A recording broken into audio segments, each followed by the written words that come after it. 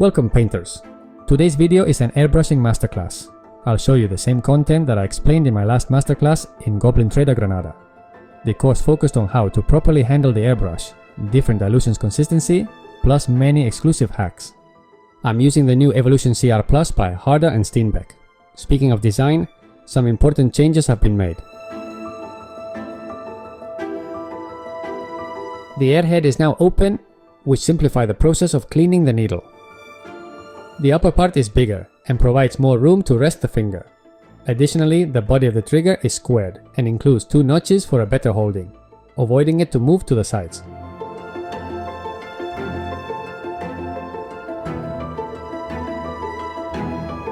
The inside has been modified to improve all parts in order to provide more stability to the needle.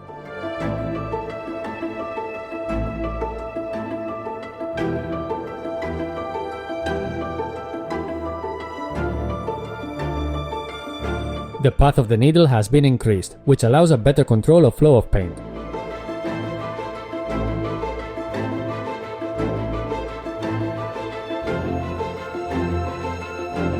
Now we'll talk about the dilution, comparing 2 ranges of color.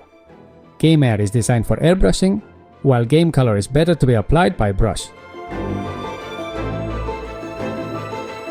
Notice that when I drag a Game Air color, it flows amazingly. And when I drag a Game Color one, it flows well, but it's more opaque and pigmented. If you airbrush it straight from the bottle, it could be clogged. This is why we must dilute it to get a consistency like Game Air. You can dilute Game Air colors as well, to reduce their amount of pigment. Many painters prefer to work using less pigment, which makes paint flow better but reduces opacity.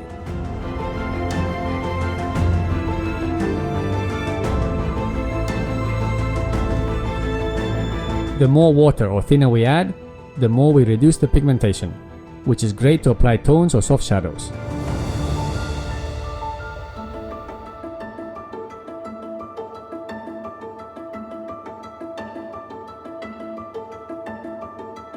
When I increase the amount of water or thinner, the mixture turns like slop. This consistency is perfect for glazes, since the amount of pigment is quite low.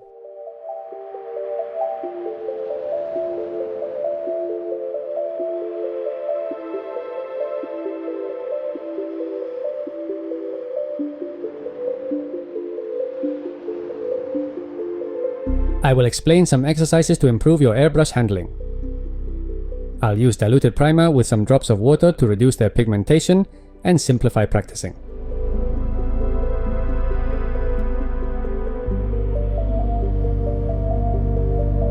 I paint lines on a cardboard by pressing down the trigger and then drag it back.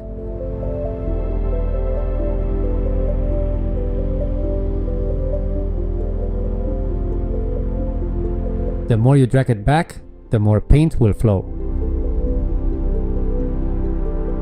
To paint thin lines, I do not drag the trigger back a lot.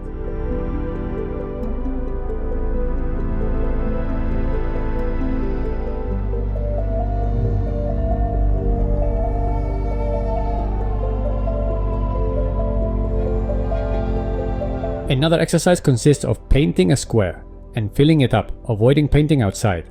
This will help you to manage the paint flow.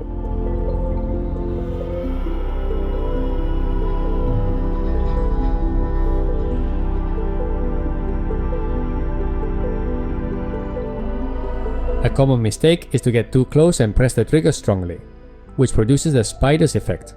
To avoid it, press the trigger more gently and keep in mind the distance, since the further, the more scattered the point will be.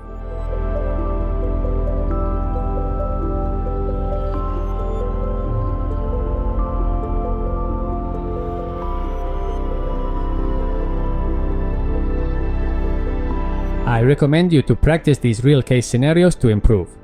Then start priming the bust with control, getting focused on avoiding to paint the hair.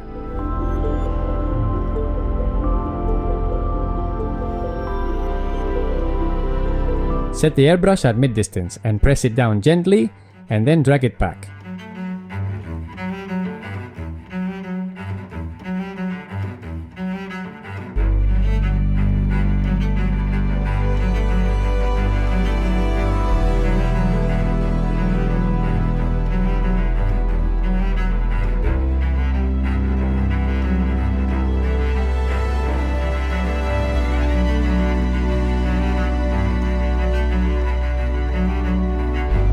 To paint a rivet, follow the same process we followed to paint the points on the cardboard. Get close, press down, and pull a little back. After you finish the exercise, move away the airbrush and apply uniform layers of color to the whole bust.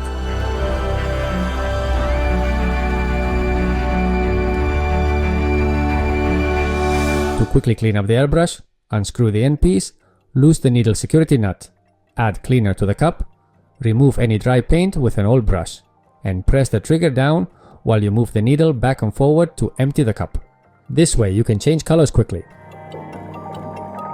I started applying the base color using Nocturnal Red by Game Air. I don't dilute it, since this range is especially made for airbrushing.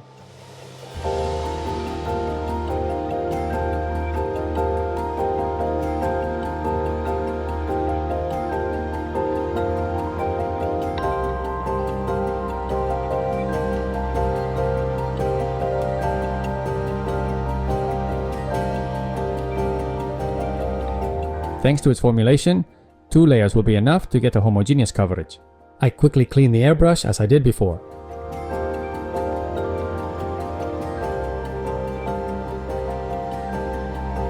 I apply the first light, carefully avoiding to cover deep areas of the skin.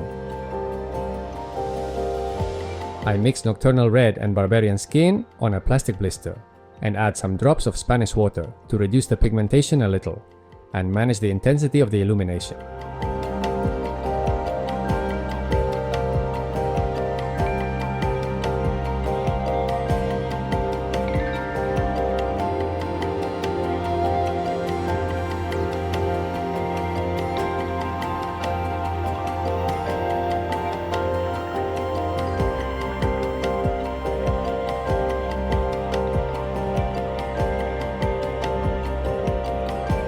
I tilt the bust a little to only highlight the uppermost volumes, leaving deeper areas unpainted.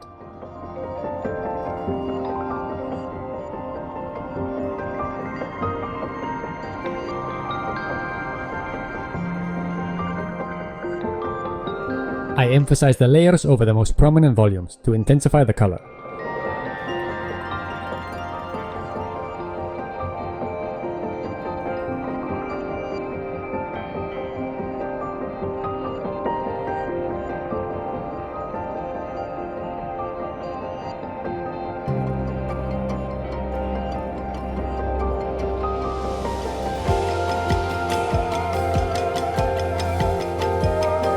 Notice there are less layers of color on deeper areas, which provides a good contrast. I clean up the airbrush to change the color. I'll use undiluted Barbarian Skin for the next highlight, to make the next couple of layers noticeable.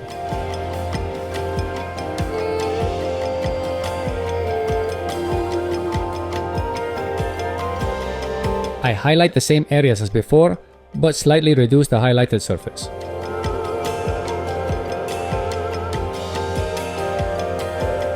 The contrast on the volumes is becoming more evident. I mix Barbarian Skin with Elven Flesh and add some drops of Spanish water to reduce the pigmentation and apply more highlights.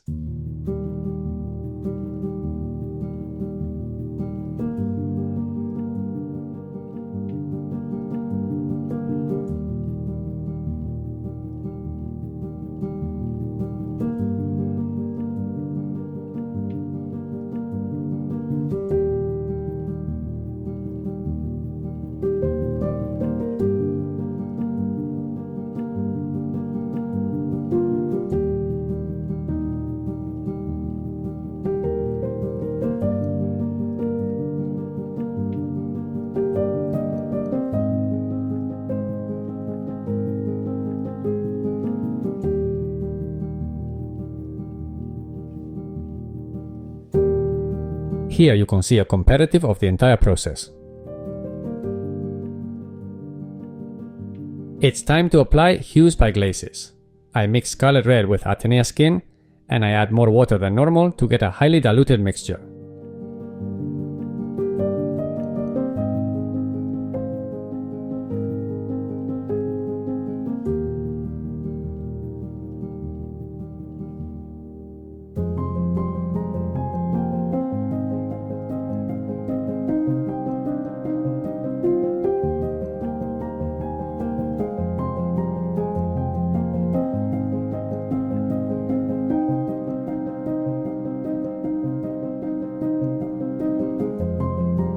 Here you can see the difference with the previous step. I mix Barbarian Skin and Pale Flesh to apply a new highlight, because the skin has lost luminosity after applying the glazes. I get close with the airbrush to get more accuracy.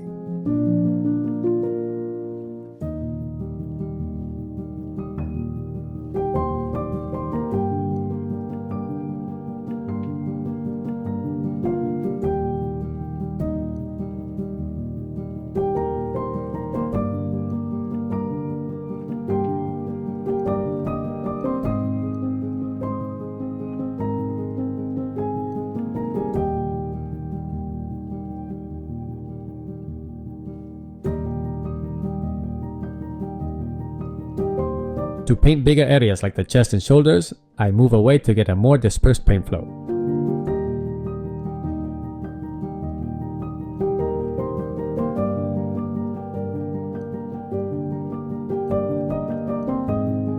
After finishing the highlights, I will apply tones. I want to set the figure in a jungle ambience, so I will use Cayman Green, diluted with Spanish water, to apply soft glazes.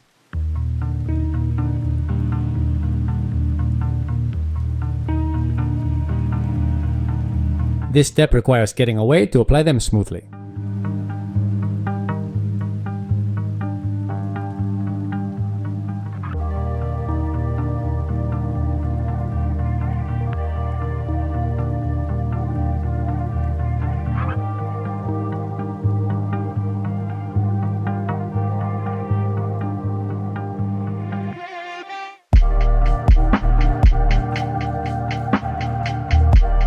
Here, the difference between this and the previous step. With diluted Angel Green, I apply another glaze to the skin.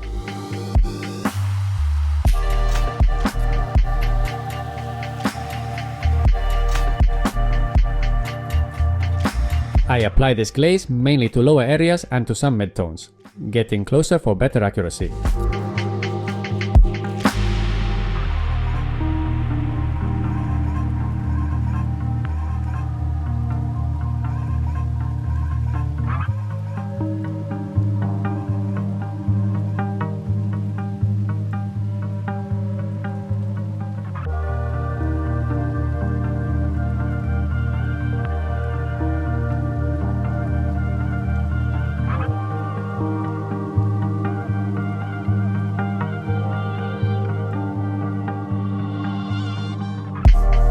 After finishing the hues, I apply a little pale skin and Cayman Green to emphasize the points of light on the skin.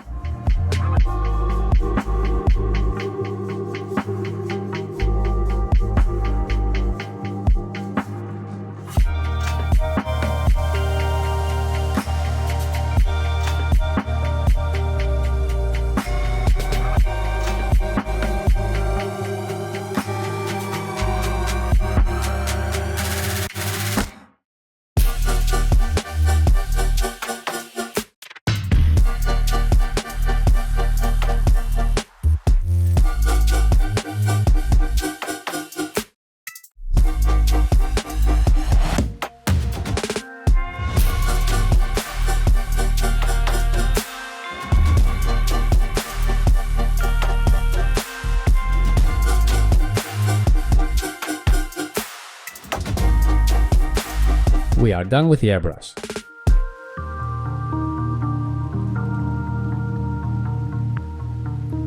Now I start highlighting and shading by brush. Thus I will add definition to the skin and finish up the areas where I didn't use the airbrush.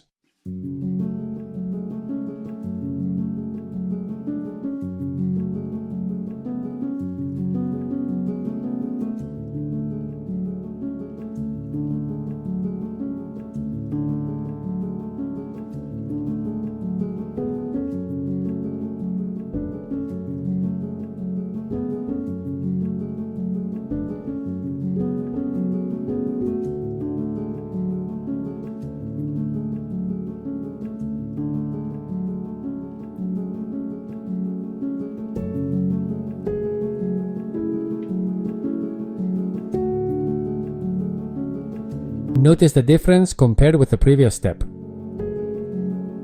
I add textures by the stripling technique, applying all dots softly to avoid them to be noticeable.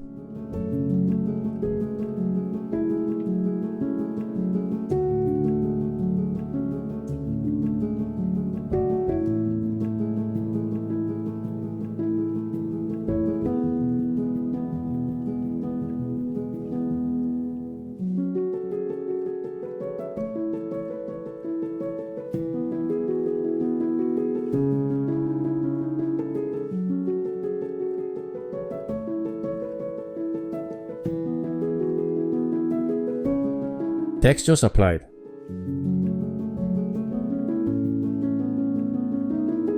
I'll paint the eyes with a glowing effect. First, I paint them in white. Before applying the glowing effect, I integrate the texture of the skin with a quite soft glaze of pale skin and bile green.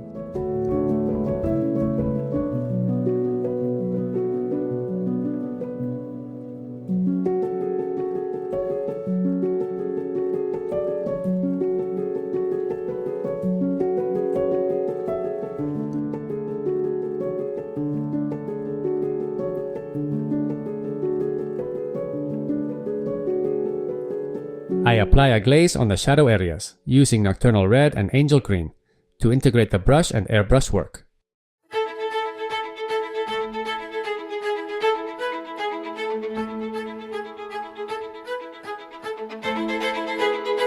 I start applying the glowing effect on the eyes with bile green.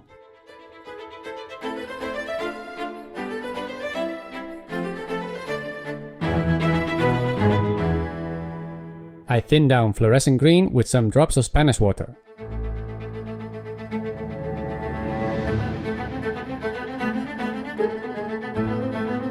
I apply an ocell effect around the eyes.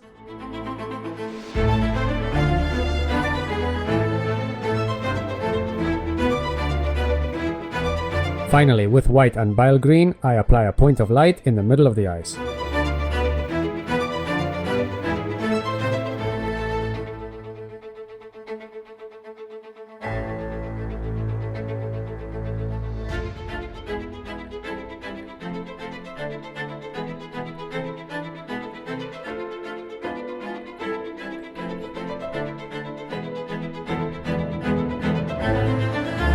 The eyes are finished. For a more interesting effect, I apply an OSL on the back with fluorescent orange, diluted with Spanish water.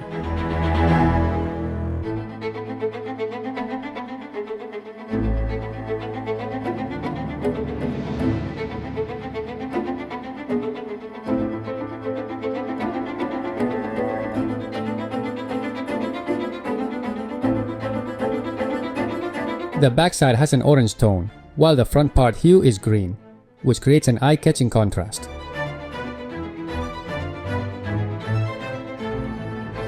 I boost the orange highlights with sunset orange. Do not paint the deeper areas.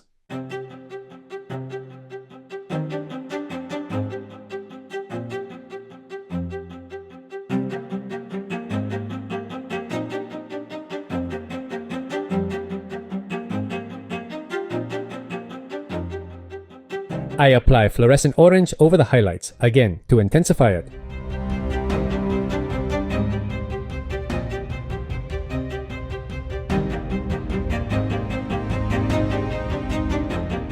If I add a little fluorescent yellow, we'll emphasize the luminosity a bit more.